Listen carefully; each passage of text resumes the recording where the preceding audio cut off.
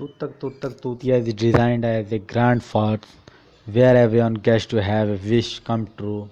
Prabhudeva gets to try out his doddering comic timing in scenes that are written in mock horrific loops and goodness. What is that thick Tamilian accent doing in the Hindi version of a film that has a Telugu and Tamil version?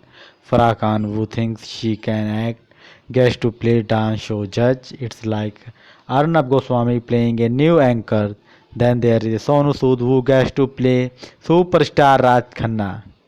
This is a film that will give you sleepless nights for days to come. That's after you come out of days brought on by Tamanna as she transforms from a devoted, demonstrated housewife into a slithering, hip shaking, lip pounding diva star as Rabi.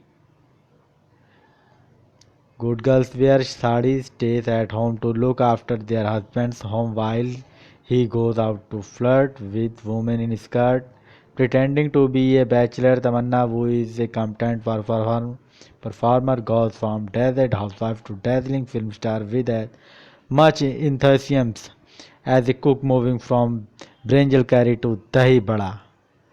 For some strange reason, she is repeatedly shown in a state of just head bath with a towel tied around her hair.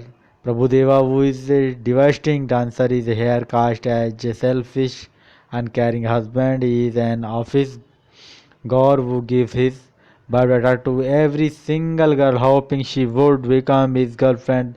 The man is a borderline stalker in this monstrously improper comedy horror. Prabhudeva is shown blowing, slapping, heckling, and haranguing women, including his wife. It is bloody embarrassment for the actor, and he looks as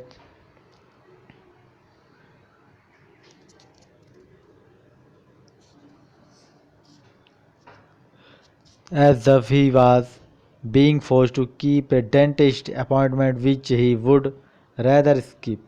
A broadcast comedy may work if the actor believes in the material, no matter how outrageous it may be. Here in the film, the performer go through the motion as the stuck in the loop with constipation. The odds of their conquering the interior that is so clearly mapped on their faces remains at the most bleak. There is very little in this film to brighten up the proceeding unless those rambunctious Bhangra numbers put a beat in your feet. Two of them feature Isha Gupta and Amy Jackson, but don't get your hopes too high. Amy doesn't even dance. She just stands around looking bored, watching other shake a leg. This was where I could identify with the character's emotion. Stay away from this dead meat, posing as freshly baked barbecue. Revenge, they say, is best served cold. The film serves it piping hot. We and poor Prabhudeva must have done something terribly wrong to deserve this.